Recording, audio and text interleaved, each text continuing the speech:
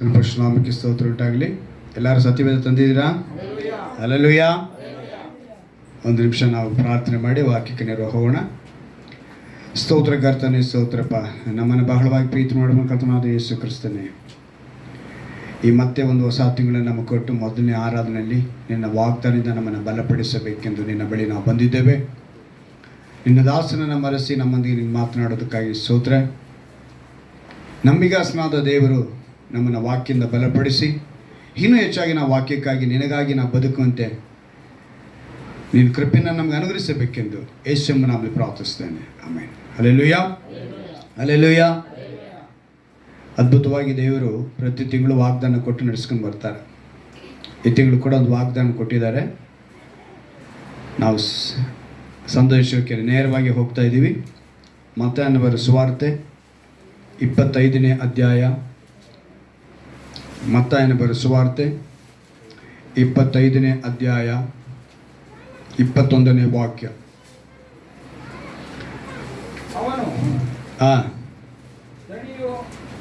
ಮತ್ತಾಯನ ಬರೆದ ಸುವಾರ್ತೆ 25ನೇ ಅಧ್ಯಾಯದ 21ನೇ ವಾಕ್ಯ ಓದಿ.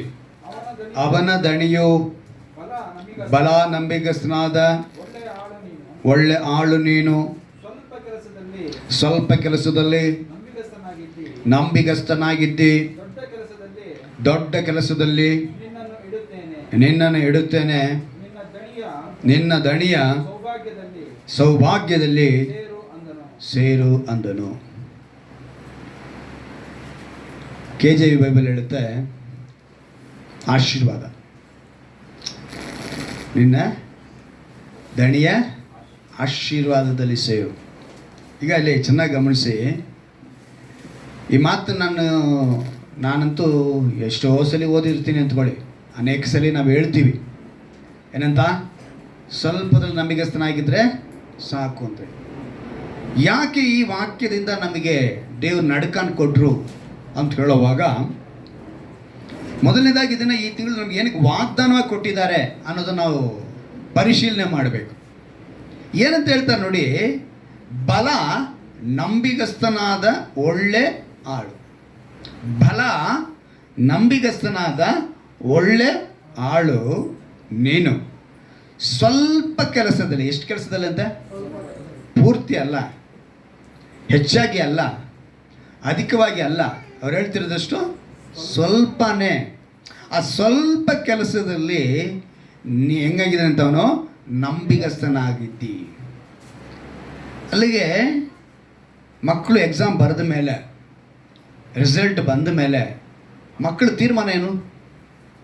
ನಾನು ಹೇಳಿ ಪಾಸ್. ಯಾವಾಗ? ಇಲ್ಲಿ ಅದೇ ನಡೀತಾ ಇರೋದು. ಅವನಿಗೆ ರಿಸಲ್ಟ್ ಬರ್ತಾ ಇದೆ. ಏನಂತ?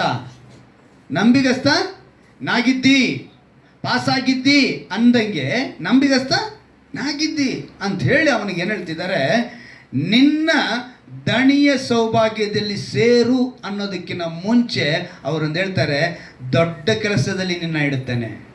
ನೀನು ಸ್ವಲ್ಪದ್ರಲ್ಲಿ ನಂಬಿಗಸ್ತನಾದರೆ ದೊಡ್ಡ ಕೆಲಸದಲ್ಲಿ ಏನು ಮಾಡ್ತಾರಂತೆ ದೇವರು? ಅವ್ರು ದೊಡ್ಡ ಕೆಲಸದಲ್ಲಿ ಇಡಬೇಕು ಅಂದರೆ ನೀನು ಸ್ವಲ್ಪದಲ್ಲಿ ಏನಾಗಬೇಕು?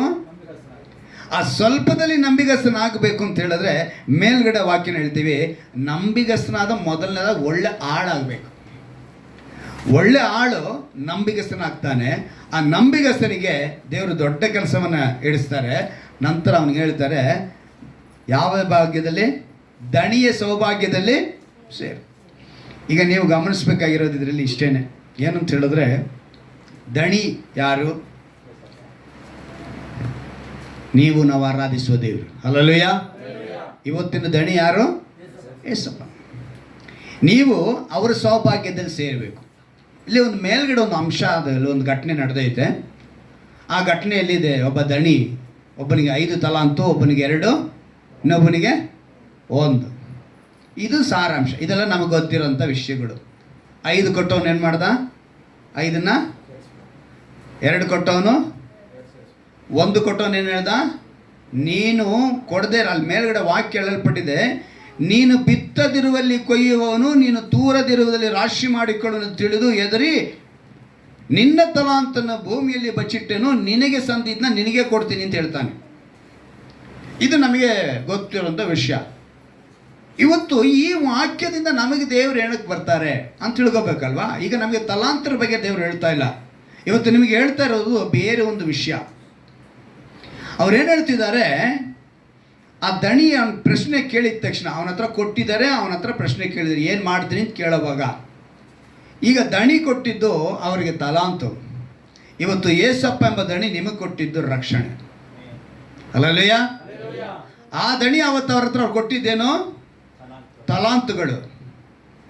ಇವತ್ತು ಯೇಸು ಎಂಬ ಆ ರಕ್ಷಕನು ನಿಮಗೆ ಕೊಟ್ಟಿದ್ದೇನೋ ರಕ್ಷಣೆ. ಬಂದಿದ್ದಾರೆ ದಣಿ, ಕೇಳ್ತಿದ್ದಾರೆ. ಈಗ ಅವರು 5ಕ್ಕೆ 5 ಸೇರಿಸಿಕೊಟ್ರು ಅಲ್ವಾ. ಆ ಸೇರಿಸಿಕೊಟ್ರು ಅನ್ನೋದಕ್ಕೆ ಒಂದು ಪದ ಬಳಕೆ ಆಗಿದೆ ಅಲ್ಲಿ, ನೀವು ಅದನ್ನು ಗಮನಿಸಬೇಕು.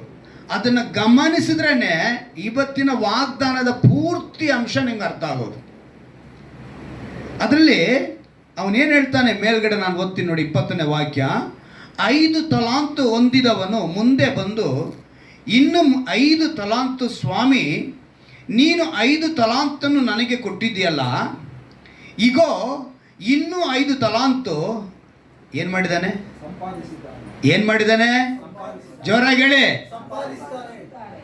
ಸಂಪಾದಿಸಿದ್ದಾನೆ. ಆ ದಣಿ ತಲಾಂತು ಕೊಟ್ಟು ಅವನ ಹತ್ರ ಕೇಳಿದಾಗ ಅವನೇನು ಹೇಳ್ದ? ಸಂಪಾದಿಸಿದ್ದೇನೆ ಅಂದ. ಇವತ್ತು ಇದೇ ದಣಿ, ಯೇಸು ಎಂಬ ದಣಿ ನಿಮ್ಮ ಹತ್ರ ರಕ್ಷಣೆಯನ್ನು ಕೊಟ್ಟಿದ್ದಾರೆ. ನೀವು ಏನನ್ನ ಸಂಪಾದಿಸಿದ್ದೀರಿ? ಪ್ರಶ್ನೆ ಇವತ್ತದೇ. ನಾನು ಅದನ್ನು ಕೇಳುವಾಗ, ದೇವ್ರನ್ನ ಹತ್ರ ಆ ಮಾತುಗಳನ್ನ ಕೊಡುವಾಗ, ನೀನು ಏನು ಸಂಪಾದನೆ ಮಾಡಿದ್ಯಾ ನನ್ನ ಕೇಳೋದಂಥ ಪ್ರಶ್ನೆ. ಇವತ್ತು ಅದೇ ಪ್ರಶ್ನೆ ನಿಮ್ಮ ಮುಂದೆ ಹೇಳ್ತಿದ್ದಾರೆ. ಏನ ಸಂಪಾದನೆ ಮಾಡಿದ್ದೀರಿ ನೀವೆಲ್ಲ? ಇವತ್ತು ಸಂಪಾದನೆ ಅಂದ್ಕೊಂಡು ಮನುಷ್ಯ ಪ್ರಪಂಚದಲ್ಲಿ ಏನೇನೋ ಸಂಪಾದನೆ ಮಾಡ್ತಾನೆ ಅಲ್ವಾ. ಒಂದೊಂದು ವಯಸ್ಸಿಗೆ ತಕ್ಕನ ಹಾಗೆ ಒಬ್ಬೊಬ್ಬನು ಒಂದೊಂದು ವಿಧದಲ್ಲಿ ಸಂಪಾದನೆ ಮಾಡ್ತಿದ್ದಾನೆ. ಒಂದೊಂದು ವಿದ್ಯೆಗೆ ತಕ್ಕನ ಹಾಗೆ ಮನುಷ್ಯ ಶಾರೀರಿಕವಾಗಿ ಅನೇಕ ವಿಧದಲ್ಲಿ ಸಂಪಾದನೆ ಮಾಡ್ತಿದ್ದಾನೆ. ಆದರೆ ರಕ್ಷಣೆ ಎಂಬ ವಸ್ತ್ರವನ್ನು ಹೊದಿಸಿ, ರಕ್ಷಣೆಯನ್ನು ಕೊಟ್ಟು, ರಕ್ಷಣೆ ಎಂಬ ಅಧಿಕಾರವನ್ನು ಕೊಟ್ಟು, ಉಂಗುರವನ್ನು ತೊಡಿಸಿ, ನಿನಗೆ ಶ್ರೇಷ್ಠವಾದ ವಸ್ತ್ರವನ್ನು ಹೊದಿಸಿದ ಯೇಸು ಕ್ರಿಸ್ತನು ಕೇಳುತ್ತಿದ್ದಾರೆ, ನೀನು ಏನನ್ನು ಸಂಪಾದನೆ ಮಾಡಿದ್ದಿ? ಚಿಕ್ಕ ಮಕ್ಕಳಿಂದ ಎಲ್ಲರನ್ನು ಕೇಳ್ತಾರೆ ಅಲ್ವಾ. ಆದರೆ ನಾವು ಏನು ಸಂಪಾದನೆ ಮಾಡಿದ್ದೀವಿ ಅಂತ ಕೇಳುವಾಗ ನಮ್ಮ ಹತ್ರ ಉತ್ತರ ಏನಿದೆ? ಈಗ ದೇವ್ರ ಈ ಮಾತನ್ನ ವಾಗ್ದಾನ ಕೊಡೋದಕ್ಕೆ ಕಾರಣ ಏನಂತ ತಿಳ್ಕೋಬೇಕು. ಮೇಲ್ಗಡೆ ಭಾಗದಲ್ಲಿ ಅದೇ ಮಾತು ಸಂಪಾದನೆ. ಇವತ್ತಿನ ಅಂಶನೇ, ಟಾಪಿಕ್ ಏನು ಗೊತ್ತಾ? ಏನನ್ನ ಸಂಪಾದಿಸಿದ್ದೀರಿ? What did you earn? ನೀನು ಏನನ್ನ ಸಂಪಾದನೆ ಅಂದರೆ ಇಲ್ಲಿ ಯಾವ ರೀತಿಯಾಗಿ ಅವನು ಶಾರೀರಿಕವಾಗಿ ಕಣ್ಣು ಮುಂದೆ ಕೊಟ್ಟಿದ್ದನ್ನು ಅವನು 5 ತಲಾಂತ ಮಾಡಿ ಕೊಟ್ಟನು. ಹಾಗೆ ಇವತ್ತು ರಕ್ಷಣೆ ಎಂಬ ವಸ್ತ್ರವನ್ನು ಹೊದಿಸಿಕೊಂಡವರು, ರಕ್ಷಣೆ ಹೊಂದಿಕೊಂಡಿರೋರು ನಾವು ದೇವರ ಬಳಿ ಆ ರಕ್ಷಣೆ ಹೊಂದಿದ ಮೇಲೆ ಏನನ್ನು ಸಂಪಾದನೆ ಮಾಡ್ತಿದ್ವಿ? ನೀವು ಸಂಪಾದನೆ ಮಾಡಿದ್ದು ಸರಿಯಾಗಿದ್ದರೆ ಯಾವುದ್ರಲ್ಲಿ ಇಡ್ತಾರೆ ಗೊತ್ತಾ? ದೊಡ್ಡ ಕೆಲಸದಲ್ಲಿ. ನಂತರ ಏನು ಮಾಡ್ತಾರಂತೆ? ಯಾವ ಭಾಗ್ಯದಲ್ಲಿ? ಯಾವುದ ಸೌಭಾಗ್ಯ? ಪರಲೋಕ. ಹಲ್ಲೆಲೂಯ. ದೊಡ್ಡ ಕೆಲಸ ಯಾವುದು? ಈ ಭೂಮಿ ಮೇಲೆ ನೀನು ಸಮಾಧಾನದಿಂದ, ಆರೋಗ್ಯದಿಂದ, ಆಶೀರ್ವಾದದಿಂದ, ಇಹಲೋಕದ ಆಶೀರ್ವಾದದಿಂದ ನಿನ್ನ ಇಡುತ್ತಾರೆ. ಹಲ್ಲೆಲೂಯ. ಅದು ದೊಡ್ಡ ಕೆಲಸ. ದೊಡ್ಡ ಕೆಲಸ ಅನ್ನೋದು ಅದರಲ್ಲೇ ನಂಬಿಗಸ್ತನಾದ ಒಳ್ಳೆ ಆಳಾದರೆ ನಿನ್ನನ್ನು ದೊಡ್ಡ ಕೆಲಸದಲ್ಲಿ ಇಡ್ತೀನಿ. ಆರೋಗ್ಯವಾಗಿಡ್ತಾರೆ, ಸಂತೋಷವಾಗಿಡ್ತಾರೆ, ಸಮಾಧಾನವಾಗಿಡ್ತಾರೆ. ಅದು ದೊಡ್ಡ ಕೆಲಸ. ಇದೆಲ್ಲ ಬಂತು ಅಂದರೆ ನೀನು ಎಲ್ಲಿಗೆ ಹೋಗ್ತಿದ್ದೆ? ನೆಕ್ಸ್ಟು ಸೌಭಾಗ್ಯ. ಯಾವುದು? ಪರಲೋಕವೆಂಬ ಸೌಭಾಗ್ಯ. ಇದನ್ನು ಪಡೆಯೋದಕ್ಕೆ ನಾನು ಸಂಪಾದನೆ ಮಾಡಬೇಕು. ಈಗ ಸಂಪಾದನೆ ಅಂತ ಹೇಳುವಾಗ ನಾವೆಲ್ಲ ಏನು ಸಂಪಾದನೆ ಮಾಡ್ತಿದ್ದೀವಿ ಅಂತ ಪ್ರಶ್ನೆ ಮಾಡ್ಕೊಳ್ಳೋಣ. ಈಗ ಲೋಕ ಪ್ರಕಾರವಾಗಿ ಏನೇನು ಮಾಡ್ಬೋದು ನಾವು? ಹಣ ಮಾಡ್ತೀವ? ಮೇಯ್ನ್ ಅಂತಾನೆ ನಮಗೆಲ್ಲ ಹಣ. ಕರೆಕ್ಟಾ? ಶಾರೀರಿಕವಾಗಿ ಕಣ್ಣು ಮುಂದೆ ಕಾಣುವಂಥದ್ದು ಯಾವುದು? ಹಣ, ಚಿನ್ನ ಅಲ್ವಾ. ಸೊ ಈಗ ಹಣ ಚಿನ್ನನ ಎಲ್ಲಿಡ್ತೀರ? ಎಲ್ಲಿಡ್ತೀವಿ? ಸರಿ, ಈಗ ರಕ್ಷಣೆ ಹೊಂದಿರುವಂಥ ನಾವು ಅಲ್ವಾ, ನಾವು ಒಂದು ಸಂಪಾದನೆ ಮಾಡ್ತಾ ಇದ್ದೀವಿ, ಅದನ್ನು ಎಲ್ಲಿಡ್ತಾ ಇದ್ದೀವಿ? ರಕ್ಷಣೆ ಹೊಂದಿರುವಂಥ ನಾವು ಸಂಪಾದನೆ ಮಾಡಿದ್ನ ಎಲ್ಲಿಡ್ದು? ಯಾಕಂದರೆ ಇವಾಗ ವಸ್ತು ಯಾವುದೋ ಹಣ ಆಗಿರ್ಬೋದು, ಒಂದು ಚಿನ್ನ ಆಗಿರ್ಬೋದು, ಒಡವೆಗಳಾಗಿರ್ಬೋದು, ಬಟ್ಟೆ ಆಗಿರ್ಬೋದು, ಏನೇ ಒಂದಾದರೂ ಕೂಡ ನಾವು ಬೀರು ಅಂತ ಹೇಳಿದ್ವಿ. ಇನ್ನೂ ಒಂದು ಪಕ್ಷ ಒಂದು ಮೆಟ್ಲು ನಾವು ಸ್ವಲ್ಪ ಟೆಕ್ನಾಲಜಿ ಇಂಪ್ರೂವ್ ಆಗಿದೆ, ಬ್ಯಾಂಕ್ ಲಾಕರಲ್ಲಿ ಇಡ್ತೀವಪ್ಪ ಅಲ್ವಾ. ಅದಕ್ಕಿಂತ ಮುಂಚೆ ಬ್ಯಾಂಕ್ ಲಾಕರ್ಗಿನ್ನ ಮುಂಚೆ ಬೀರುಗಿನ್ನ ಮುಂಚೆ ಬ್ಯಾಗು, ಕಬ್ಬಿಣ ಪೆಟ್ಟಿಗೆ ಅಲ್ವಾ. ಯಾವುದಕ್ಕೆ ಆಗಲಿ, ಈಗ ಒಂದು ವಿಷಯ ನಿಮ್ಗೆ ಹೇಳ್ತೀನಿ. ಒಂದು ಲಗೇಜ್ ಬ್ಯಾಗ್ ಥರ ಇಟ್ಕೊಳ್ಳೋಣ. ಆ ಲಗೇಜ್ ಬ್ಯಾಗಿಗೆ ನಾವೇನಿಕ್ಕಿರೋ ಒಂದು ಜಿಪ್ ಇಕ್ಕಿರ್ತೀವಿ ಅಲ್ವಾ. ಈಗ ಒಂದು ಟ್ರಂಕ್ ಪೆಟ್ಟಿಗೆ ಆದರೆ ಒಂದು ಲಾಕ್ ಇಟ್ಟಿರ್ತೀವಿ, ಒಂದು ಬೀರು ಆದರೂ ಒಂದು ಲಾಕ್ ಇಟ್ಟಿರ್ತೀವಿ, ಅದಕ್ಕೆ ಒಳಗಡೆ ಇನ್ನೊಂದು ಲಾಕು, ಅದಕ್ಕೆ ಇನ್ನೊಂದು ಲಾಕು, ಸೀಕ್ರೆಟ್ ಲಾಕಲ್ಲಿ ಇಟ್ಕೊತೀವಿ, ಬೀರ್ಗೆ ಇಟ್ಕೊತೀವಿ, ಸೊಂಟಕ್ಕೆ ಇಟ್ಕೊತೀವಿ. ಬೀರಿಗೆ ಹೋಗ್ತೀವಿ, ಬಿಟ್ಟಾಯಿತು. ಈಗ ಬ್ಯಾಂಕಿಗೆ ಹೋಗ್ತೀವಿ, ಯಾಕಂದರೆ ಮನೇಲಿ ಏನು ಮಾಡ್ತೀವಿ, ಯಾಕಂದ್ರೆ ನೆಕ್ಸ್ಟ್ ವಾರನೂ ಕೂಡ ನನಗೆ ಅಂಶನ ದೇವ್ರು ಕೊಟ್ಟಿದ್ದಾರೆ. ನೀವು ಭೂಮಿಯಲ್ಲಿ ಏನು ಸಂಪಾದಿಸಿ ಇಟ್ಕೋಬೇಡಿ, ಎಲ್ಲಿ ಇಟ್ಕೋಬೇಕು ಅಂತ ಹೇಳಿದ್ದಾರೆ, ಅದರ ಕುರಿತು ಬರೋವರ ಮಾತನಾಡ್ತೀನಿ ನಾನು. ಒಳ್ಳೆ ಅಂಶಗಳನ್ನ ದೇವರು ಈ ವಾರ ಪೂರ್ತಿ ನನ್ನೊಂದಿಗೆ ಆ ಮಾತುಗಳು ಹೇಳುವಾಗ ನಾನು ಒಂದೊಂದು ಕ್ಷಣ ನಡಗಿದ್ದೀನಿ, ಕಣ್ಣೀರಿಟ್ಟಿದ್ದೀನಿ ದೇವರ ಹತ್ರ. ನಡುಗ್ತಾ ವಾಕ್ಯಗಳನ್ನ ಧ್ಯಾನ ಮಾಡಿ ನಾನು ಬರೆದಿದ್ದೀನಿ. ಅವ್ರು ಹೇಳಿದಂಥ ಮಾತು, ಈಗ ಬ್ಯಾಂಕಲ್ಲಿ ಇಡ್ತೀವಿ, ಅದಕ್ಕೆ ಲಾಕರು ಓಪನ್ ಎಲ್ಲ ಕೊಟ್ಟಾರೆ. ಈಗ ಯೇಸು ರಕ್ಷಣೆಯನ್ನು ಕೊಟ್ಟು ನಿನ್ನ ಮನಸ್ಸೆಂಬ ಬಾಗಿಲನ್ನು ತೆಗೆದು ನೋಡ್ತಾರೆ. ಹಲ್ಲೆಲೂಯಾ. ಎಲ್ಲಿ ತಡ್ತಾ ಇದ್ದಾರೆ ಅಂತ ಅವರು ಪ್ರಕಟಣೆಯಲ್ಲಿ ಬರೆದಿದೆ. ನಾನಿದೋ ಹೃದಯದ ಬಾಗಿಲ ಬಳಿ ನಿಂತು ತಟ್ಟುತ್ತಾ ಇದ್ದೇನೆ. ಒಬ್ಬನು ನನ್ನ ಸ್ವರವನ್ನು ಕೇಳಿ ತೆಗೆದ್ರೆ ಅವನೊಂದಿಗೆ ಬಂದು ನಾನು ಏನು ಮಾಡ್ತೀನಿ? ಯಾವ ಊಟ ರೀ? ಬಿರಿಯಾನಿ ಅಲ್ಲ, ವಾಕ್ಯವೆಂಬ ಊಟ. ವಾಕ್ಯವೆಂಬ ದೇವರು ನಿನ್ನೊಂದಿಗೆ ಊಟ ಮಾಡ್ತಾರೆ. ಯಾವಾಗ? ನಿನ್ನ ಹೃದಯವನ್ನು ತೆಗೆದು ನೋಡ್ತಾರೆ, ಹೃದಯವೆಂಬ ಬೀರನ್ನ ತೆಗೆದು ನೋಡ್ತಾರೆ, ಹೃದಯವೆಂಬ ಬ್ಯಾಂಕ್ನ ತೆಗೆದು ನೋಡ್ತಾರೆ. ಅಲ್ಲಿ ಇತ್ತಂತೆ. ಏನಿತ್ತು ಅಂತ ನೋಡೋಣವಾ? ಮಾರ್ಕನು ಬರೋ ಸುವಾರ್ತೆ 7ನೇ ಅಧ್ಯಾಯ.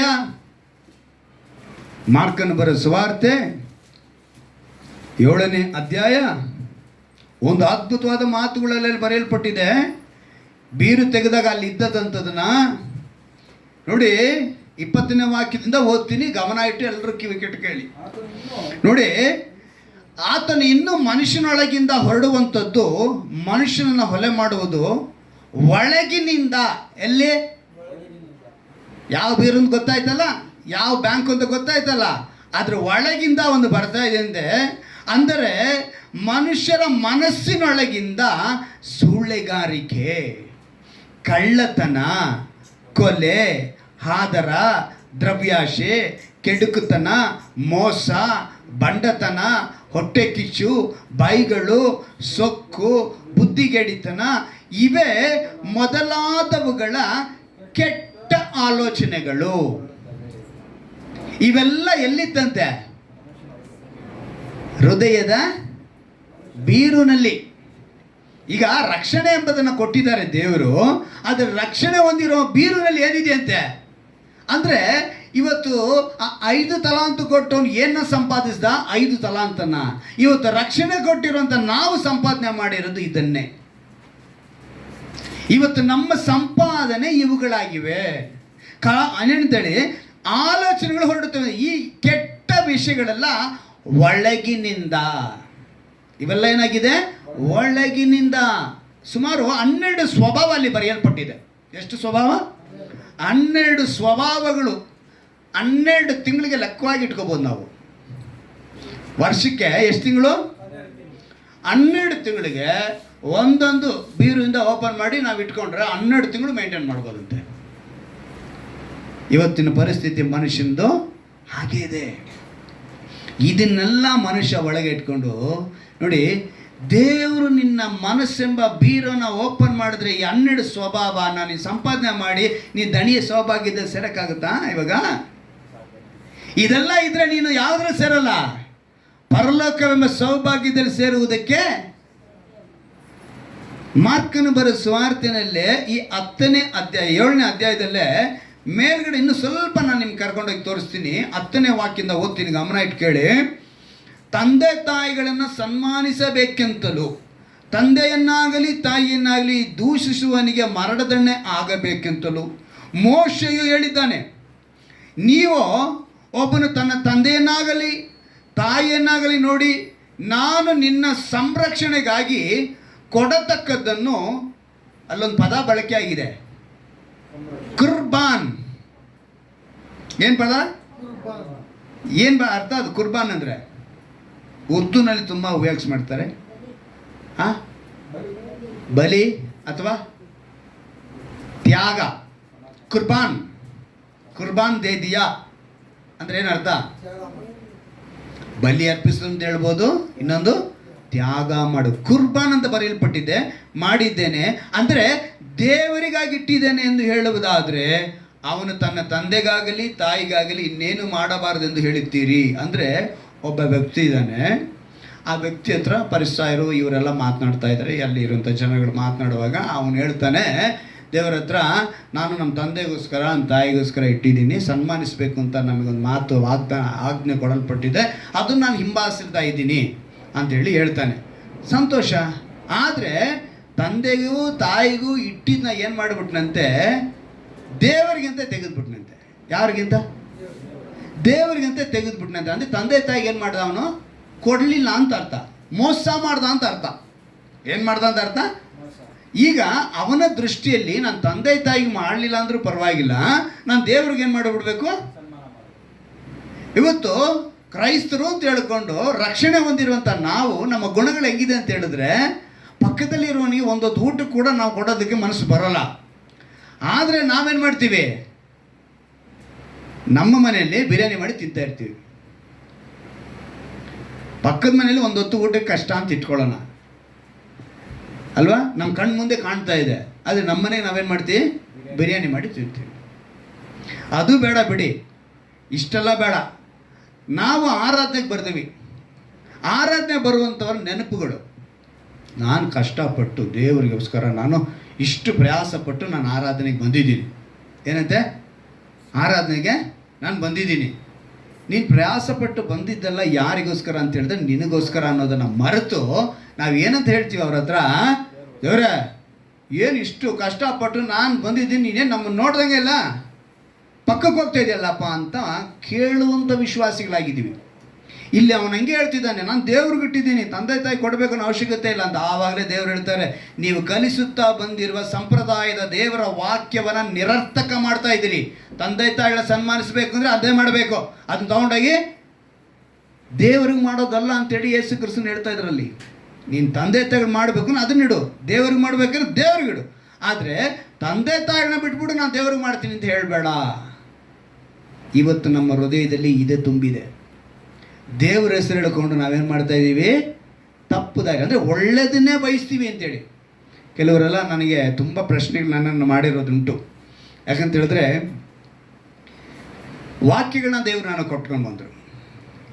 ನನಗೆ ದೇವ್ರು ಜ್ಞಾಪಿಸಿದಂಥ ವಾಕ್ಯ ನಾನು ನಿಮ್ಗೆ ತಿಳಿಸ್ತಾ ಇದ್ದೀನಿ. 1 ತಿಮೋಥೆಯು 6ನೇ ಅಧ್ಯಾಯ, 1 ತಿಮೋಥೆಯು ಬರೆದ ಪತ್ರಿಕೆ 6ನೇ ಅಧ್ಯಾಯ, ಅದರಲ್ಲಿ ಓದ್ತೀನಿ, ಗಮನ ಇಟ್ಟು ಕೇಳಿ. 11ನೇ ವಾಕ್ಯ. ಇಲ್ಲಿ ಒಬ್ಬ ಸೇವಕನಿಗೆ ಹೇಳುವಂಥ ಮಾತು, ಎಲೈ ದೇವರ ಮನುಷ್ಯನೇ, ನೀನಾದರೂ ಇವುಗಳಿಗೆ ದೂರವಾಗಿರು. ಯಾವುದಕ್ಕೆ ದೂರವಾಗಿರು ಅಂತ ಹೇಳ್ತಾರೆ ಅಂತಲ್ಲಿ ಹೇಳ್ತಾರೆ, ಎಲೈ ದೇವರ ಮನುಷ್ಯನೇ, ನೀನಾದರೂ ಇವುಗಳಿಗೆ ದೂರವಾಗಿರು.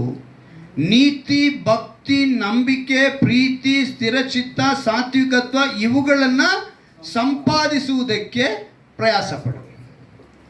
ಒಬ್ಬ ದೇವ ಮನುಷ್ಯನಿಗೆ ದೇವರು ಹೇಳುವಂಥದ್ದು, ನೀನು ಯಾವುದನ್ನು ಸಂಪಾದಿಸಬೇಕು? ಒಬ್ಬ ದೇವರ ಮಗನಾಗಿ ದೇವರ ಮಗಳಾಗಿ ನೀನು ಸಂಪಾದಿಸಬೇಕಾಗಿದ್ದು ನೀತಿ, ಭಕ್ತಿ, ನಂಬಿಕೆ, ಪ್ರೀತಿ, ಸ್ಥಿರಚಿತ್ತ, ಸಾತ್ವಿಕತ್ವ ಇವುಗಳನ್ನು ಸಂಪಾದಿಸುವುದಕ್ಕೆ ಪ್ರಯಾಸಪಡು. ಕ್ರಿಸ್ತ ನಂಬಿಕೆಯುಳ್ಳವರು ಮಾಡತಕ್ಕ ಶ್ರೇಷ್ಠ ಹೋರಾಟವನ್ನು ಮಾಡು. ನಿತ್ಯ ಜೀವವನ್ನು ಹಿಡಿದುಕೋ, ಅದಕ್ಕಾಗಿ ದೇವರು ನಿನ್ನನ್ನು ಕರೆದನು. ನಮ್ಮ ಬೇರು ತೆಗೆದ್ರೆ ಇವಿರಬೇಕು. ಆದರೆ 12 ಸ್ವಭಾವಗಳಿಂದ ಕೂಡಿರುವಂಥ ಗುಣಗಳು ನಮ್ಮ ಒಳಗಡೆ ಬೇರುನಲ್ಲಿ ಇರಬಾರ್ದು. ಮನಸ್ಸಿನೊಳಗೆ ಅವು ಇರಬಾರದು. ನಾವು ಅವುಗಳನ್ನು ಸಂಪಾದಿಸುವುದಕ್ಕೆ ಬಂದಿಲ್ಲ. ಈಗ ನನ್ನನ್ನು ಈ ಪ್ರಶ್ನೆ ಇದೇ, ನೀವು 2 ತಿಮೋಥೆಯನಿಗೆ ಬರೆದ ಪತ್ರಿಕೆ 4ನೇ ಅಧ್ಯಾಯ, ಅಲ್ಲೊಂದು ಮಾತು ಬರೆಯಲ್ಪಟ್ಟಿದೆ. 2 ತಿಮೋಥೆಯನಿಗೆ 4ನೇ ಅಧ್ಯಾಯದಲ್ಲಿ 2ನೇ ವಾಕ್ಯವನ್ನು ನಾನು ಓದ್ತೀನಿ, ಕೇಳಿ. ದೇವರ ವಾಕ್ಯವನ್ನು ಸಾರು, ಅನುಕೂಲವಾದ ಕಾಲದಲ್ಲಿಯೂ ಅನುಕೂಲವಿಲ್ಲದ ಕಾಲದಲ್ಲಿಯೂ ಅದರಲ್ಲಿ ಆಸಕ್ತನಾಗಿರು. ಯಾವ ಕಾಲ? ದೇವರ ವಾಕ್ಯವನ್ನು ಸಾರುವುದಕ್ಕೆ ಅನುಕೂಲವಾದ ಕಾಲದಲ್ಲಿಯೂ ಅನುಕೂಲವಿಲ್ಲದ ಕಾಲದಲ್ಲಿಯೂ. ಇವತ್ತು ನಾನು ಅದನ್ನೇ ಮಾಡ್ತಾ ಇದ್ದೀನಿ. ನನಗೆ ಅನುಕೂಲ ಇದೆಯೋ ಅನುಕೂಲ ಇಲ್ಲವೋ, ನಾನಿಲ್ಲಿ ಕೆಲಸ ಮಾಡೋಕ್ಕೆ ಬರ್ತಾ ಇದ್ದೀನಿ, ದೇವರ ರಾಜ್ಯದ ಕೆಲಸವನ್ನು. ನನ್ನನ್ನು ತುಂಬ ಜನ ಪ್ರಶ್ನೆ ಮಾಡೋದು, ನನ್ನ ಸುತ್ತಲೂ ಇರುವಂಥವರು, ನೀನೊಬ್ಬ ಸೇವಕನಾಗಿದ್ದು ನೀನು ಇದನ್ನು ಮಾಡ್ಬೋದಾ? ಈಗ ನಾನು ಮಾಡ್ತಾ ಇರೋಂಥ ಕೆಲಸ ನಾನು ಯಾವುದಕ್ಕೆ ನಡುಕ?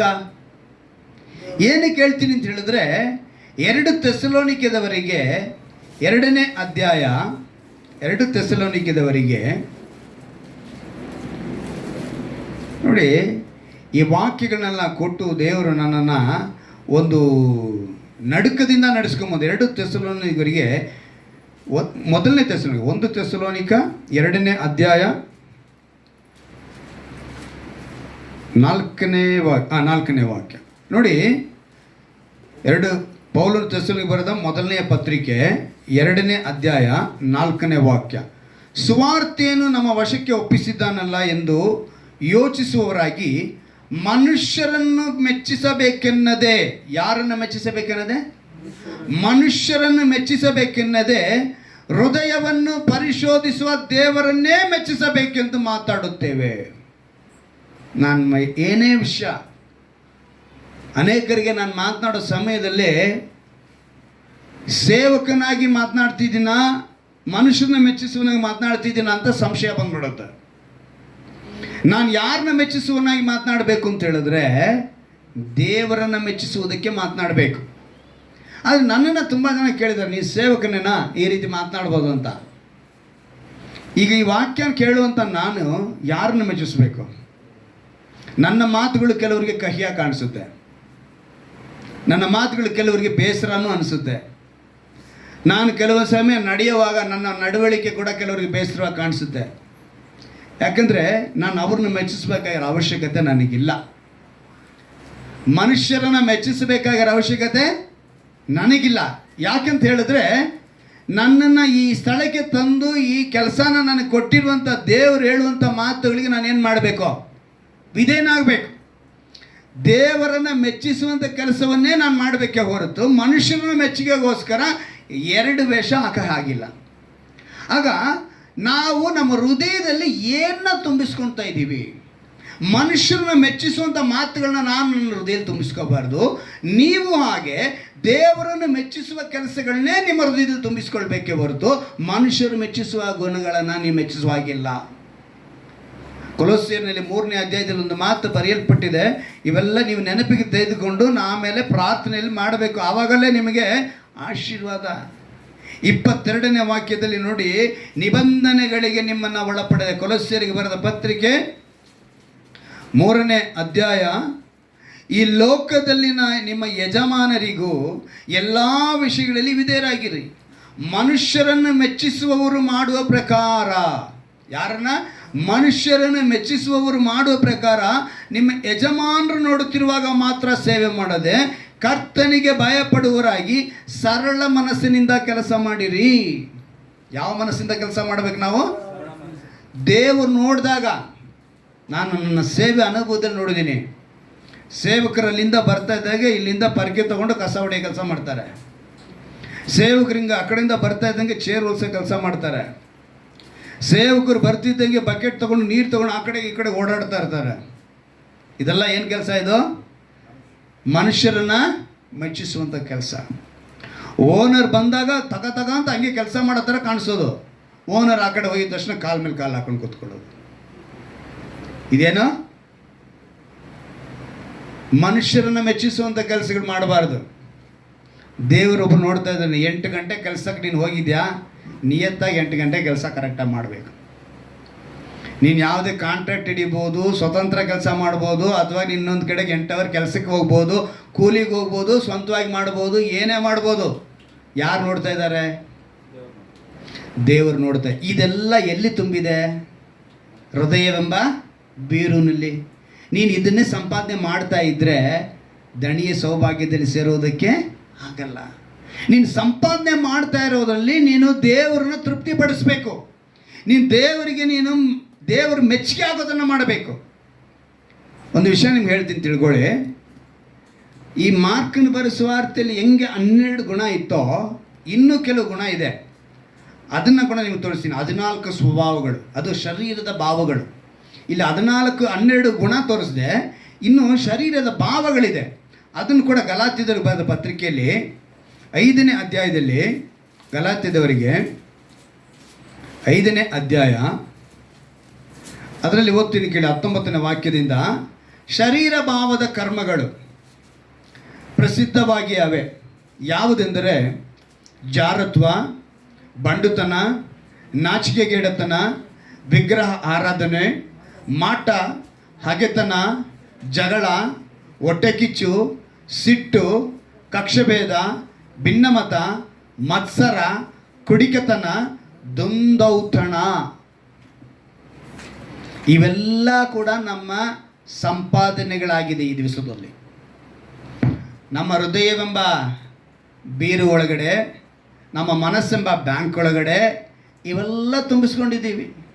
ಇದನ್ನೆಲ್ಲ ತುಂಬಿಸ್ಕೊಂಡು ನಾನು ಆರಾಧನೆಗೆ ಬಂದ್ಬಿಟ್ಟು ಕಾಣಿಕೆ ಹಾಕ್ಬಿಟ್ಟು ನಾನು ಕಷ್ಟಪಟ್ಟು ಬಂದೆ, ದೇವರೇ ನಿನ್ನನ್ನು ಆಶೀರ್ವದಿಸು, ನಾನು ಸೌಭಾಗ್ಯದಲ್ಲಿ ಸೇರು ಅಂದರೆ ಆಗುವಂಥ ಕೆಲಸನಾ?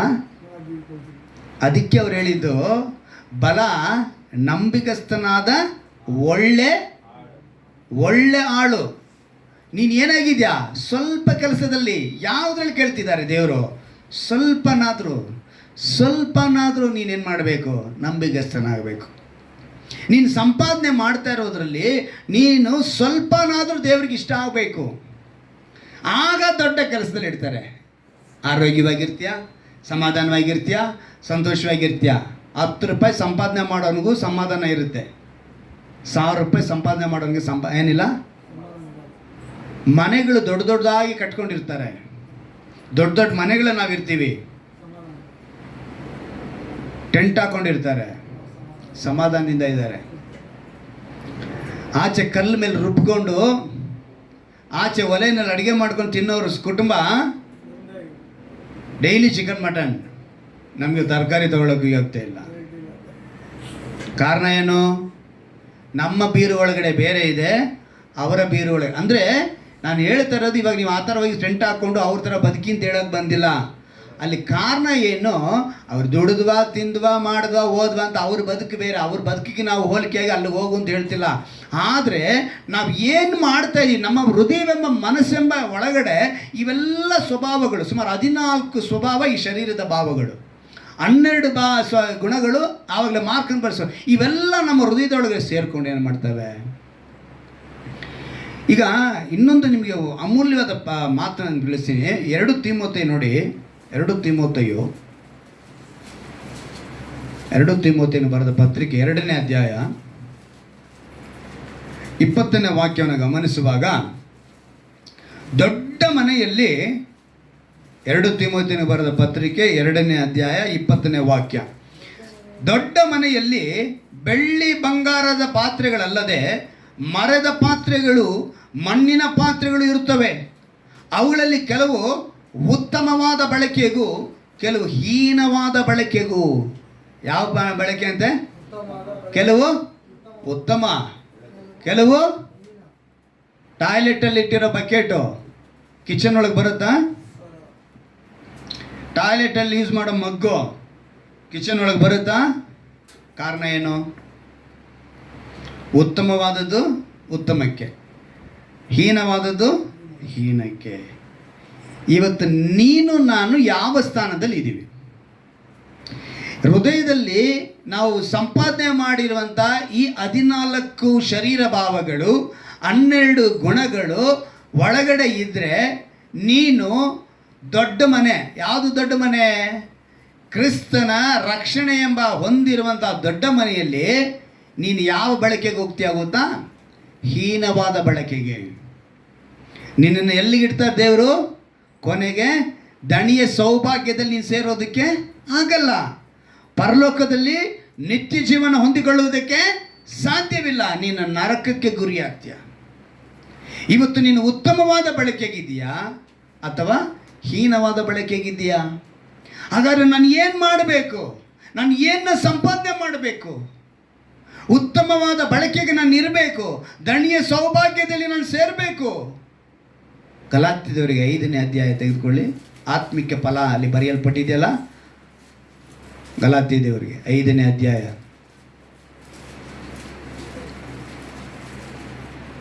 ಆತ್ಮಿಕ ಫಲಗಳ ಕುರಿತಲ್ಲಿ ಬರೆಯಲ್ಪಟ್ಟಿದೆ 5ನೇ ಅಧ್ಯಾಯದಲ್ಲಿ 22ನೇ ವಾಕ್ಯದಲ್ಲಿ. ಇವೆಲ್ಲ ನಮ್ಮ ಹೃದಯದಲ್ಲಿ ನಾವು ಸಂಪಾದನೆ ಮಾಡಬೇಕಾಗಿರೋದು. ಗಲಾತ್ಯದವರಿಗೂ 5ನೇ ಅಧ್ಯಾಯ 22ನೇ ವಾಕ್ಯ. ದೇವರಾತ್ಮನಿಂದ ಉಂಟಾಗುವ ಫಲವೇನೆಂದರೆ ಮೊದಲನೆಯದು ಪ್ರೀತಿ. ಇದನ್ನೇ ನಾನು ಹೇಳೋದು ಯಾವಾಗಲೂ. ನಮಗೇನಿರ್ಬೇಕು? ಮೊದಲನೇದು ಮದರ್ ತೆರೇಸಾ ಅವ್ರಿಗೇನಿತ್ತು? ಆ ಪ್ರೀತಿ ಇತ್ತು. ಇದು ಇಲ್ಲೊಬ್ಬ ಆಟ ರಾಜ ಇದ್ದಾನಲ್ಲ, ಆ ಮನುಷ್ಯನಿಗೇನಿದೆ? ದೇವರ ಎಂಥ ಕುಷ್ಠರೋಗಿಗಳನ್ನಾದರೂ ಅವ್ರು ಮುಟ್ತಾರೆ.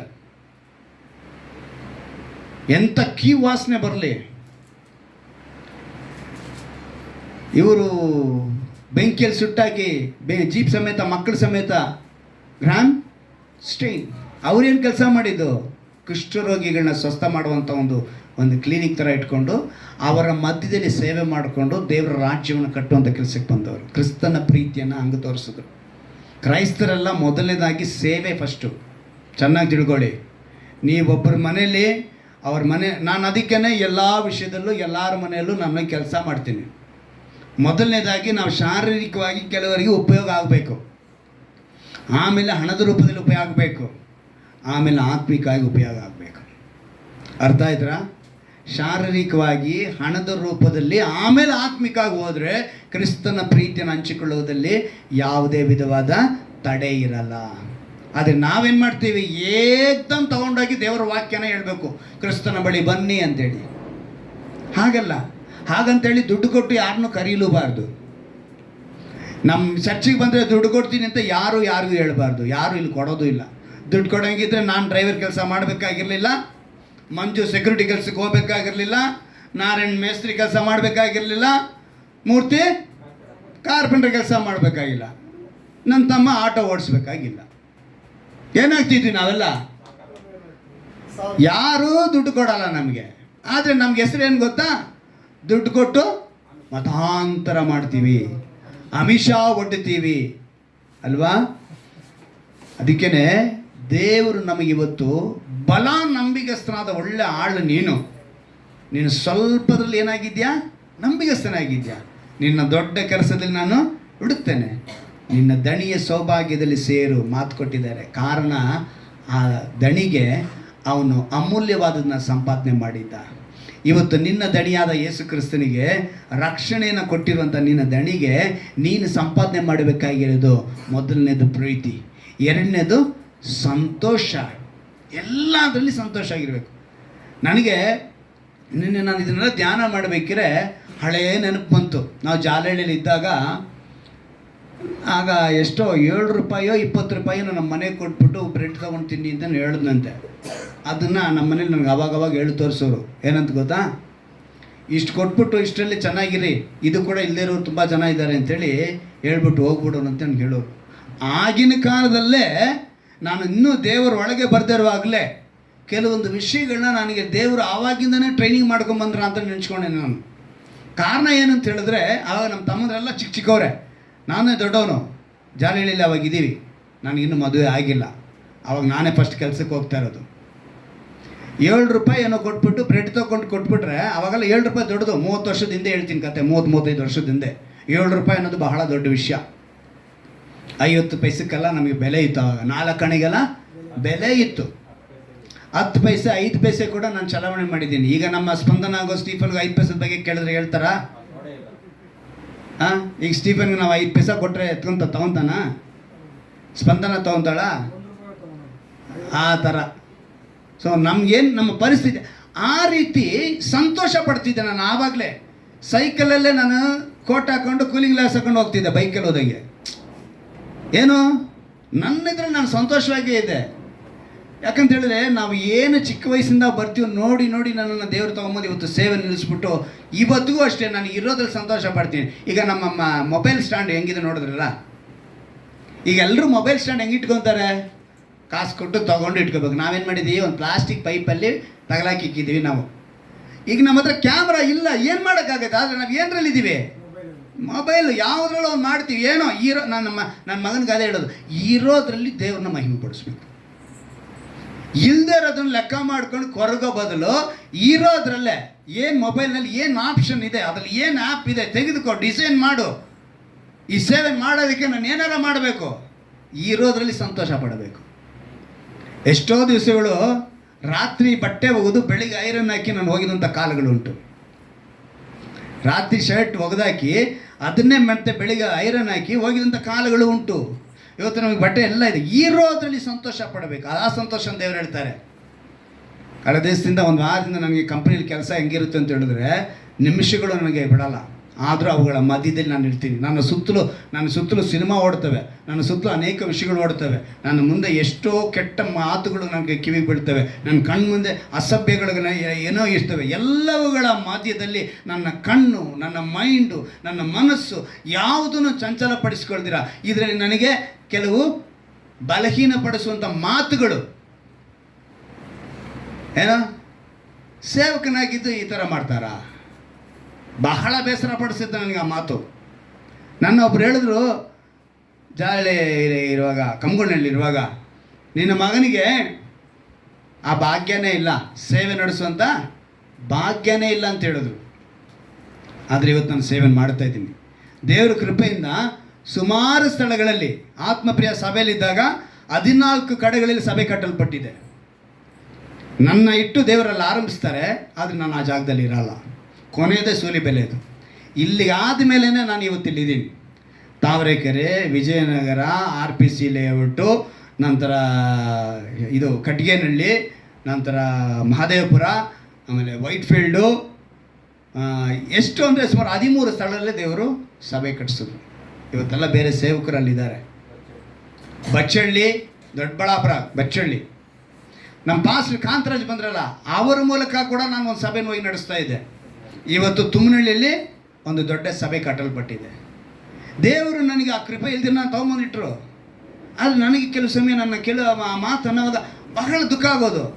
ಆಗ ಅಂದ್ಕೊಂಡೆ, ನನ್ನನ್ನೇ ಹುಚ್ಚ ಅಂತೇಳಿ ನನ್ನ ಕುಟುಂಬದವ್ರು ಕರೆದ್ರು, ನಿನ್ಗೇನು ದೊಡ್ಡ ವಿಷಯನಾ ಅಂತ. ದೇವರು ಸಮಸ್ಯೆಗಳು ಬಂದಾಗ ನಾನು ಯೋಚನೆ ಮಾಡಿದೆ, ದೇವರು ಏನು ಇಷ್ಟೊಂದು ಸಾಲದ ಸಮಸ್ಯೆ, ನಾನು ಇನ್ನೂ ಏನು ಮಾಡಬೇಕು ಅಂತ ಹೇಳಿದ್ರೆ, ನನಗಿದ್ದಂಥ 12 ಶಿಷ್ಯಗಳು ಯಾರೇ ಆ ಕೋಟ್ಯಾಧಿಪತಿ ಅಂತ ಕೇಳಿದ್ರು ನನ್ನ ದೇವರು.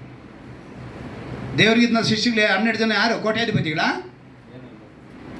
ಅವರೆಲ್ಲ ನನಗೋಸ್ಕರ ಬಲಿದಾನ ಮಾಡಿದ್ರು. ಇದನ್ನು ನನಗೆ ಕೊಟ್ಟು ಬಲಪಡಿಸೋರು. ನಾನು ಅವಾಗ ಯೋಚನೆ ಮಾಡೋದು, ನಾನು ಎಲ್ಲಿ ಬಲಗೊಳ್ಳಬೇಕು? ಕ್ರಿಸ್ತನಲ್ಲಿ ಬಲಗೊಳ್ಳಬೇಕು. ಸೊ ನನ್ನ ಹೃದಯದಲ್ಲಿ ಏನಿರಬೇಕು? ಆತ್ಮಿಕವಾದ ಈ ಫಲಗಳಿಂದ ನಾನು ಇದನ್ನು ಸಂಪಾದನೆ ಮಾಡಬೇಕು. ಅದಕ್ಕೆ ಸಂತೋಷ, ಸಮಾಧಾನ, ಎಲ್ಲರೊಂದಿಗೆ ಸಮಾಧಾನ ಇರೋಕ್ಕೆ ಇಷ್ಟಪಡ್ತೀನಿ. ಯಾರ ಹತ್ರನೂ ಜಗಳ ಮಾಡ್ಕೊಳಕ್ಕೆ ಹೋಗಲ್ಲ. ಎಲ್ಲರೊಂದಿಗೆ ಸಮಾಧಾನ, ದೀರ್ಘ ಶಾಂತಿ, ತಾಳ್ಮೆಯಿಂದ ಇರಬೇಕು. ದೇವರು ಆಶೀರ್ವದಿಸುವವರೆಗೂ. ಕೆಲವರು ಕೇಳ್ತಾರೆ, ಯಾವಾಗ ಆಶೀರ್ವದಿಸೋದು? ಭೂಮಿ ಮೇಲೆ ಚೆನ್ನಾಗಿಲ್ದಿರ ಇನ್ನೇನು ಸತ್ತ ಮೇಲೆ ಚೆನ್ನಾಗಿರ್ತೀವಿ? ಖಂಡಿತವಾಗಲು ಸತ್ತ ಮೇಲೆ ಚೆನ್ನಾಗಿರೋದಕ್ಕೆ ಇಲ್ಲಿ ಕಷ್ಟಪಡಬೇಕು. ಹಲ್ಲೆಲೂಯಾ. ಸತ್ತ ಮೇಲೆ ನಿತ್ಯ ಜೀವ ಪಡೆಯೋದಕ್ಕೆ ನಾವೇನು ಮಾಡಬೇಕು? ಕಷ್ಟ ಪಡಬೇಕು. ದೀರ್ಘ ಶಾಂತಿ, ದಯೆ, ಉಪಕಾರ, ನಂಬಿಕೆ, ಸಾಧುತ್ವ, ಕ್ಷಮೆ, ದಮೆ, ಇವೆಲ್ಲ ನಮ್ಮ ಹೃದಯದಲ್ಲಿ ಸಂಪಾದನೆ ಮಾಡಿಬಿಟ್ವಿ ಅಂತ ಇಟ್ಕೊಳ್ಳಿ. ನಾವು ಯಾವ ಸೌಭಾಗ್ಯದಲ್ಲಿ ಸಿಗ್ತೀವಿ? ದಣಿಯ ಸೌಭಾಗ್ಯದಲ್ಲಿ. ದಣಿ ಯಾರು? ಯೇಸು ಕ್ರಿಸ್ತನು. ಸೌಭಾಗ್ಯ ಯಾವುದು? ಪರಲೋಕ. ಆ ಭಾಗ್ಯ ನಮಗೆ ಬೇಕು ಅಂದರೆ ನಾವು ಸಂಪಾದನೆ ಮಾಡಬೇಕಾಗಿದ್ದು ಇದೆ. ಇದನ್ನು ಮಾಡಬೇಕು ಅಂದರೆ ಈ ಹೃದಯದಲ್ಲಿ ದೇವರ ವಾಕ್ಯ ಒಳಗೆ ಬಂದ್ಬಿಡ್ಬೇಕು. ಕೊನೆಯದಾಗಿ ಜ್ಞಾನೋಕ್ತಿಗಳು 3ನೇ ಅಧ್ಯಾಯ ಒಂದು ವಾಕ್ಯ ಓದಿ ನಾವು ಪ್ರಾರ್ಥನೆಗೆ ಹೋಗೋಣ. ಜ್ಞಾನೋಕ್ತಿಗಳು. ಇದು ಅವಾಗವಾಗ ನೆನಪಿನಲ್ಲಿ ಇಟ್ಕೊಳ್ಳಿ. ಇದು ಮಕ್ಕಳಿಗೆ ಮಾತ್ರ ಸೇರಿದ್ದಲ್ಲ, ಇದು ನಮಗೂ ಸೇರಿದ್ದೆ ಎಂಬುದನ್ನು ಈ ಅಧ್ಯಾಯ ನಮ್ಗೆ ಹೇಳುತ್ತೆ. ಕಂದ, ನನ್ನ ಉಪದೇಶವನ್ನು ಮರೆಯಬೇಡ, ನನ್ನ ಆಜ್ಞೆಗಳನ್ನು ಮನಪೂರ್ವಕವಾಗಿ ನಡೆಸು, ಅವು ನಿನ್ನ ದಿನಗಳನ್ನು ಹೆಚ್ಚಿಸಿ ನಿನ್ನ ಆಯುಷ್ಯವನ್ನು ವೃದ್ಧಿಗೊಳಿಸಿ. ಯಾವುದನ್ನು ಹೆಚ್ಚಿಸಿಕೊಳ್ಳುತ್ತೆ? ನಿನ್ನ ದಿನಗಳನ್ನು ಹೆಚ್ಚಿಸಿ ನಿನ್ನ ಆಯುಷ್ಯವನ್ನು ವೃದ್ಧಿಗೊಳಿಸುತ್ತೆ, ನಿನಗೆ ಸುಕ್ಷೇಮವನ್ನು ಉಂಟು ಮಾಡುತ್ತದೆ, ಪ್ರೀತಿ ಸತ್ಯತೆಗಳು ನಿನ್ನನ್ನು ಬಿಡದಿರಲಿ. ಅವುಗಳನ್ನು ನಿನ್ನ ಕೊರಳಿಗೆ ಕಟ್ಟು, ನಿನ್ನ ಹೃದಯದ ಅಲಗೆಯಲ್ಲಿ ಅವುಗಳನ್ನು ಬರೆ. ಇದರಿಂದ ನೀನು ದೇವರ ಮತ್ತು ಮನುಷ್ಯರ ದಯನ ಸಮ್ಮತಿಯನ್ನು ಪಡೆದುಕೊಳ್ಳಿವಿ. ಸ್ವಬುದ್ಧಿಯನ್ನು ಆಧಾರ ಮಾಡಿಕೊಳ್ಬೇಡ. ಯಾವತ್ತು ನೀನು ಸ್ವಂತ ಬುದ್ಧಿನ ಆಧಾರ ಮಾಡಿಕೊಳ್ಬೇಡ. ಪೂರ್ಣ ಮನಸ್ಸಿನಿಂದ ಯೆಹೋವನಲ್ಲಿ ಭರವಸೆ ಬಿಡು. ನಿನ್ನ ಎಲ್ಲ ನಡವಳಿಯಲ್ಲಿ ಆತನ ಚಿತ್ತಕ್ಕೆ ವಿಧೇಯನಾಗಿರು, ಆತನೇ ನಿನ್ನ ಮಾರ್ಗಗಳನ್ನು ಸರಾಗ ಮಾಡುವನು. ಹಲ್ಲೆಲೂಯಾ! ಎಷ್ಟು ಅದ್ಭುತವಾದ ಮಾತಲ್ವಾ? ಆವಾಗ ನಾವು ನಮ್ಮ ಹೃದಯದಲ್ಲಿ ಆತನ ವಾಕ್ಯವನ್ನು ಬರೆದುಕೊಂಡು ಆತನ ಚಿತ್ತಕ್ಕೆ ವಿಧೇಯರಾಗಿ ಆತನಿಗೆ ಇಷ್ಟವಾದದ್ದನ್ನು, ಆತನ ಮೆಚ್ಚುವಂಥ ಕೆಲಸಗಳನ್ನ ನೀವು ಮಾಡಿಕೊಂಡು ಆತ್ಮಿಕ ಫಲಗಳನ್ನು ನಿಮ್ಮ ಹೃದಯದಲ್ಲಿ ನೀವು ಸಂಪಾದನೆ ಮಾಡಿದರೆ ಯಾವ ಭಾಗ್ಯ? ಸೌಭಾಗ್ಯ. ಮೊಣಕಾಲಕ್ಕೆ ಕೇಳೋಣವಾ? ಅಪ್ಪ, ಈ ಆತ್ಮಿಕ ಫಲ ನನಗೆ ಬೇಕಾಗಿದೆ, ನಾನು ಯಾರ ಭಾಗ್ಯದಲ್ಲಿ? ದಣಿಯ ಸೌಭಾಗ್ಯದಲ್ಲಿ ಸೇರಬೇಕು ಅಂಥೇಳಿ ಎಲ್ಲ ಮೊಣಕಾಲಾಕಿ ಪ್ರಾರ್ಥನೆ ಮಾಡೋಣವಾ?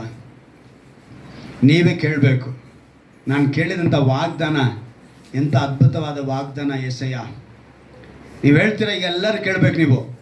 ಬಲ ನಂಬಿಕಸ್ಥನಾದ ಒಳ್ಳೆ ಆಳು. ಪ್ರೀತಿಯ ದೇವರ ಮಕ್ಕಳೇ, ನೀನು ಆಳಾಗಿದೆಯಾ? ಇವತ್ತು ನೀನು ಯೋಚನೆ ಮಾಡಬೇಕು. ಬಲ ನಂಬಿಕಸ್ಥನಾದ ಒಳ್ಳೆ ಆಳು ನೀನು. ಸ್ವಲ್ಪ ಕೆಲಸದಲ್ಲಿ ನಂಬಿಕಸ್ಥನಾಗಿದ್ದಿ, ದೊಡ್ಡ ಕೆಲಸದಲ್ಲಿ ನೀನು ನೀಡುತ್ತೇನೆ, ನಿನ್ನ ದಣಿಯ ಸೌಭಾಗ್ಯದಲ್ಲಿ ಸೇರು ಅಂತ ನಾವು ಕೇಳಿದ ವಾಕ್ಯದ ಪ್ರಕಾರ ನಾವು ಏನನ್ನ ಸಂಪಾದನೆ ಮಾಡಿದ್ದೀವಿ? ಈ ಲೋಕದ ಪ್ರಕಾರ 12 ಗುಣಗಳು, 14 ಸ್ವಭಾವಗಳನ್ನು ನಾವು ನೋಡಿದೆವು. ಅವುಗಳಿಂದ ತುಂಬಲ್ಪಡದೆ ಆತ್ಮಿಕ ಫಲವಾದ ಆ ಆತ್ಮಿಕ ಫಲವಾದ 9 ಫಲಗಳನ್ನು ದೇವರೇ, ಇವುಗಳನ್ನು ನನ್ನ ಹೃದಯದಲ್ಲಿ ತುಂಬಿಸು.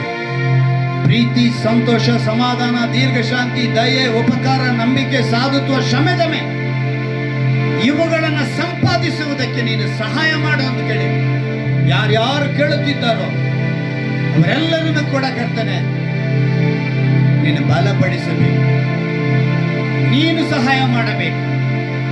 ನಿನ್ನ ವಾಗ್ದಾನವನ್ನು ಅವರು ಸ್ವತಂತ್ರಿಸಿಕೊಳ್ಳುವಂತೆ, ನಂಬಿಕಸ್ಥನಾದ ಒಳ್ಳೆ ಆಳು ಎಂದು ಕರೆಯಲ್ಪಡುವುದಕ್ಕೆ, ದೊಡ್ಡ ಕೆಲಸದಲ್ಲಿ ಇಡುವುದಕ್ಕೆ, ನಿನ್ನ ಸೌಭಾಗ್ಯದಲ್ಲಿ ಸೇರುವುದಕ್ಕೆ ನೀನು ಕೃಪೆ ಮಾಡು. ಆ ಕೃಪೆಯನ್ನು ಅನುಗ್ರಹಿಸು. ಎಲ್ಲರನ್ನು ಕೂಡ ಕರ್ತನೆ ಬಲಪಡಿಸು. ಸೇವಕರಾಗಿ ಕರ್ತನೆ ನಾಳೆ ದಿವಸದಲ್ಲಿ ನಿನ್ನ ರಾಜ್ಯವನ್ನು ಕಟ್ಟುವಂತ, ಯಾಕಂದ್ರೆ ನೀನು ಎಲ್ಲರನ್ನು ಕೂಡ ಶಿಷ್ಯರನ್ನಾಗಿ ಮಾಡು ಅಂತ ಹೇಳಿದ್ಯಪ್ಪ. ಇವರೆಲ್ಲರಿಗೂ ಶಿಷ್ಯರಾಗಬೇಕು. ನೀನು ಬಾಗಿಲ ಬಳಿ ನಿಂತು ತಟ್ಟುತ್ತಾ ಇದೆಯಾ? ಒಬ್ಬನ ಸ್ವರವನ್ನು ಕೇಳಿ ಬಾಗಿಲನ್ನು ತೆರೆದರೆ ಅವನೊಳಗೆ ನಾನಿದ್ದು ಊಟ ಮಾಡುವೆನು ಅಂತ ಹೇಳಿದ್ಯಪ್ಪ. ಇವರೊಳಗೆ ನೀನು ಊಟ ಮಾಡಬೇಕು ಕರ್ತನೆ. ನೀನು ಸೌಭಾಗ್ಯದಲ್ಲಿ ಸೇರುವಂತೆ ಕೃಪೆ ಮಾಡಿಕೊಂಡು ಈ ವಾಗ್ದಾನದ ದೇವರನ್ನು ಆಶೀರ್ವದಿಸು, ಬಲಪಡಿಸು. ಈ ತಿಂಗಳಲ್ಲಿ ಕರ್ತನೆ ಮದುವೆ ದಿವಸಗಳು, ಹುಟ್ಟಿದ ದಿವಸಗಳು ಆಚರಿಸುವ ಯಾರೇ ಆಗಿರಲಿ ನಿನ್ನ ಸೌಭಾಗ್ಯದಲ್ಲಿ ಸೇರುವಂತೆ ಜ್ಞಾನೋಕ್ತಿಗಳು 3ನೇ ಅಧ್ಯಾಯದ 1ನೇ ವಾಕ್ಯದಿಂದ 6ನೇ ವಾಕ್ಯದವರೆಗೂ ನಮ್ಮ ಆಯುಷ್ಕಾಲ ಹೆಚ್ಚಿಸಲ್ಪಡುವುದಕ್ಕೆ ನಮ್ಮ ಹೃದಯವೆಂಬ ಅಲಗೆಯಲ್ಲಿ ನಿನ್ನ ವಾಕ್ಯವನ್ನು ನಾವು ಬರೆದಿಟ್ಟುಕೊಳ್ಳುವಂತೆ, ನಾನು ನನ್ನ ನಡವಳಿಯಲ್ಲಿ ನಿನಗೆ ಚಿತ್ತವಾಗಿ ನಡೆದು ನೀನು ನನ್ನ ಮಾರ್ಗದಲ್ಲಿ ಸರಾಗ ಮಾಡುವಂತೆ ಕೃಪೆ ಮಾಡು. ಯಾರ್ಯಾರು ಒಪ್ಪಿಸಿಕೊಡುತ್ತಾರೋ ಅವರನ್ನು ಆಶೀರ್ವದಿಸು. ಶುಭ ಕಾರ್ಯಗಳು ನಡೆಯುವಂತೆ ಕೃಪೆ ಮಾಡಿಕೊಡು. ಈ ತಿಂಗಳು ಇವರಿಗೆ ಆಶೀರ್ವಾದವಾಗಿರಲಿ. ಎಲ್ಲರಿಗೂ ಕರ್ತನ ಆರೋಗ್ಯ ಸಮಾಧಾನ ಕೊಡು. ಚಿಂತನೆಗಳನ್ನು ಬದಲಾಯಿಸು. ಎಲ್ಲರನ್ನ ಬಲಪಡಿಸು. ನಮ್ಮ ರಕ್ಷಕನ ವಿಮೋಚಕನಾಗಿರುವ ಯೇಸು ಕ್ರಿಸ್ತನ ನಾಮದಲ್ಲಿ ಪ್ರಾರ್ಥಿಸಿ ಬೇಡುವಂತೆ ನನ್ನ ಜೀವನ ತಂದೆಯೇ.